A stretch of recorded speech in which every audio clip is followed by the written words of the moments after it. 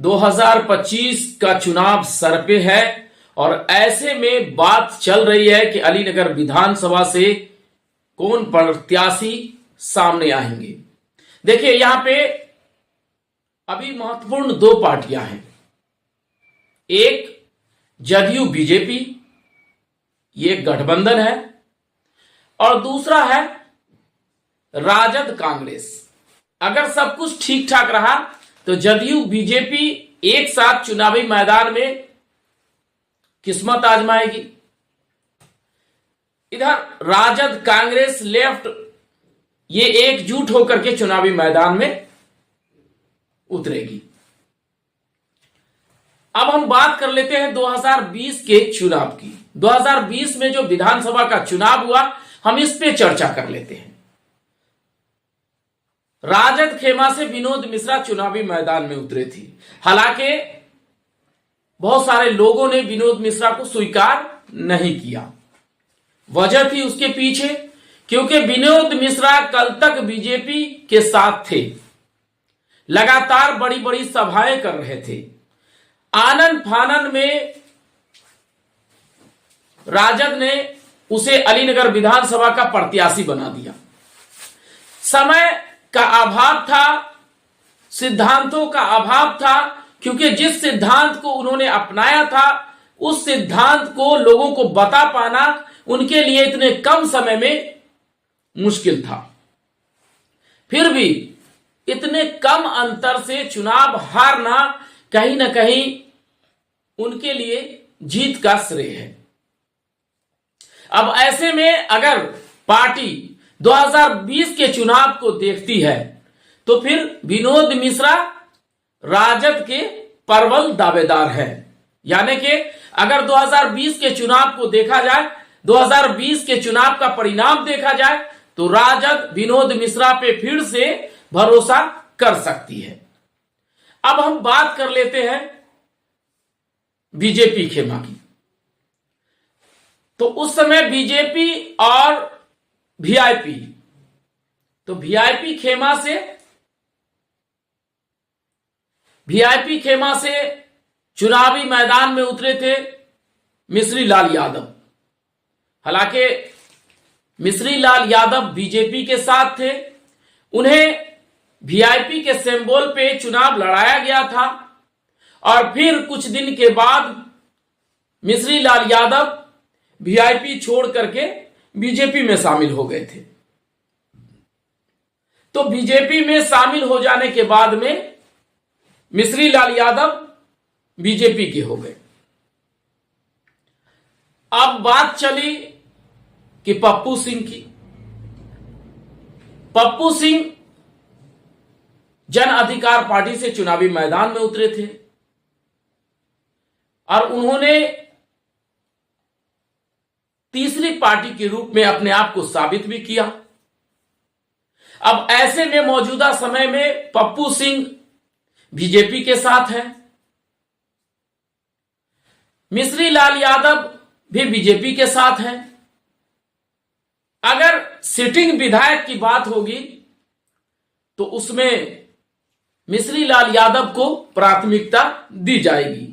और अगर मिश्री लाल यादव, जिस तरह से मिश्री लाल यादव को देखा जा रहा है, और ऐसे में पप्पू सिंह की एंट्री हुई, क्योंकि अभी हाल फिलहाल में अलीनगर जो मैदान है उसमें बीजेपी का बड़ा सभा भी हुआ, जहां उन्होंने बीजेपी की सदस्यता ली।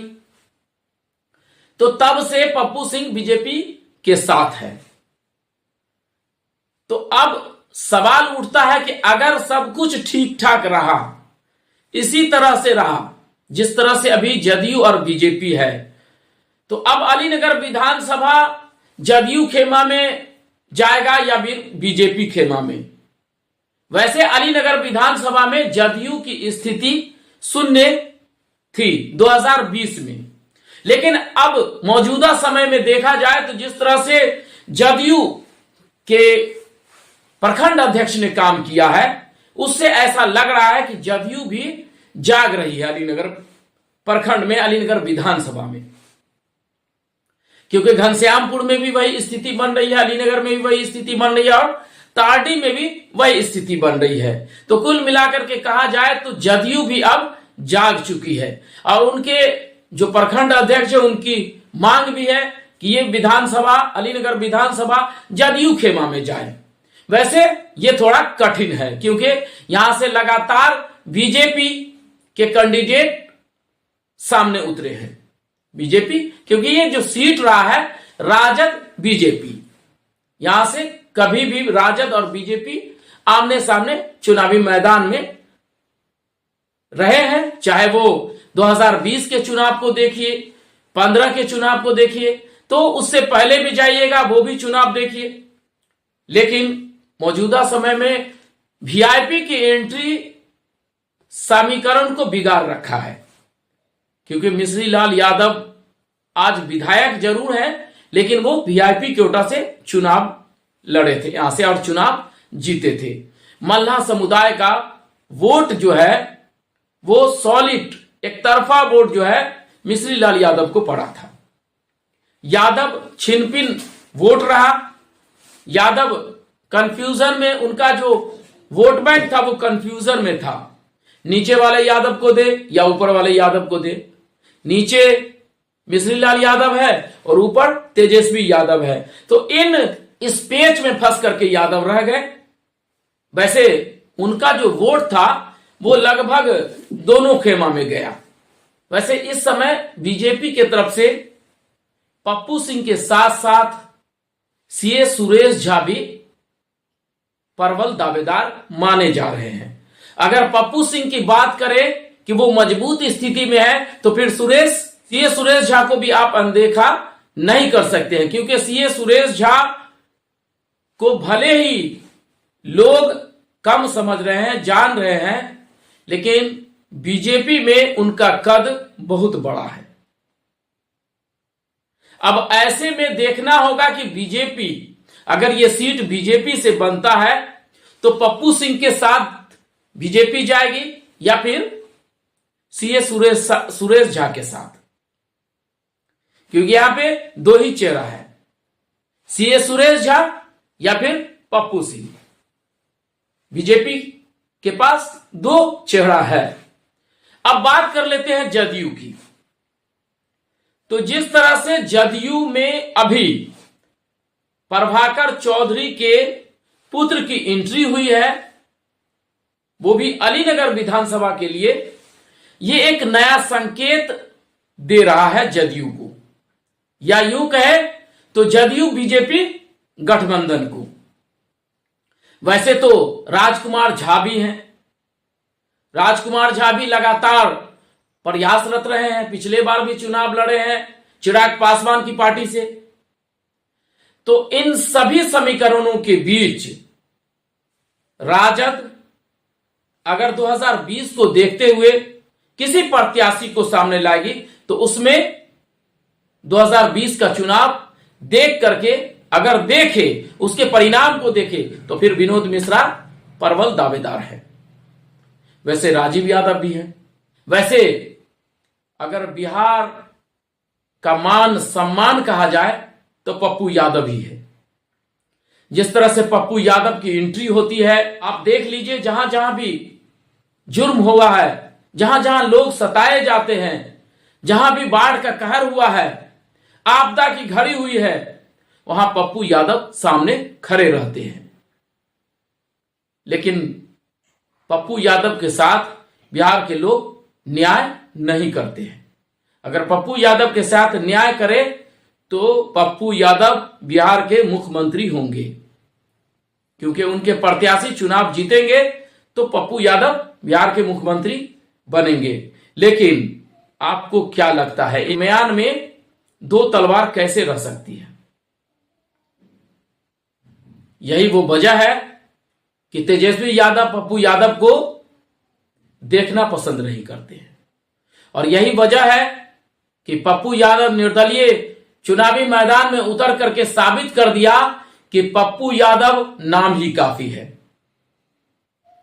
और उन्होंने जीत करके दिखाया कि पप्पू यादव निर्दलीय भी चुनाव जीत सकता है। उन्हें पार्टी की जरूरत नहीं है। पार्टी को पप्पू यादव की जरूरत है। वैसे पप्पू यादव का झुकाव कांग्रेस की ओर हमेशा से रहा है, आज भी है। आप देखिए, उनके कई भाषण को सुनिए, जब भी वो बयान देते हैं उनको सुनिए, तो उनका झुकाव कहीं ना कहीं कांग्रेस की ओर रहा है। तो पप्पू यादव की पार्टी से पप्पू सिंह चुनावी मैदान में उतरे और 10,000 वोट लेकर के आए, तो बीजेपी इस बात का भी ख्याल रखेगी। वैसे सीए सुरेश झा को भी आप कम मत समझे, क्योंकि उनका भी पार्टी में लगाव है, केंद्र में लगाव है, केंद्रीय मंत्री से लगाव है। तो अब सवाल ऐसे में उठता है कि अब तक सभी लोग अपने अपने तरीके से किस्मत आजमा रहे हैं, यहां नहीं पटना में, टिकट के लिए। उस दौर में देखिए, बीजेपी से पप्पू सिंह आते हैं, सीए सुरेश झा आते हैं, राजद से विनोद मिश्रा आते हैं, या फिर राजीव यादव आते हैं। तो ये देखना होगा कि कौन लोग सामने आते हैं। वैसे अगर पार्टी 2020 के चुनाव को देखते हुए डिसीजन ले, तो जो लोग चुनावी मैदान के रेस में हैं वो सब भाग जाएंगे, और जो लोग अब्दुल बारी सिद्दीकी का नाम ले रहे हैं, मुझे नहीं लग रहा है कि अब्दुल बारी सिद्दीकी 2025 के विधानसभा चुनाव में अलीनगर विधानसभा से अपनी किस्मत को आजमाएंगे। तो आज के लिए इतना ही। नया अपडेट आने तक देखते रहिए DBN न्यूज।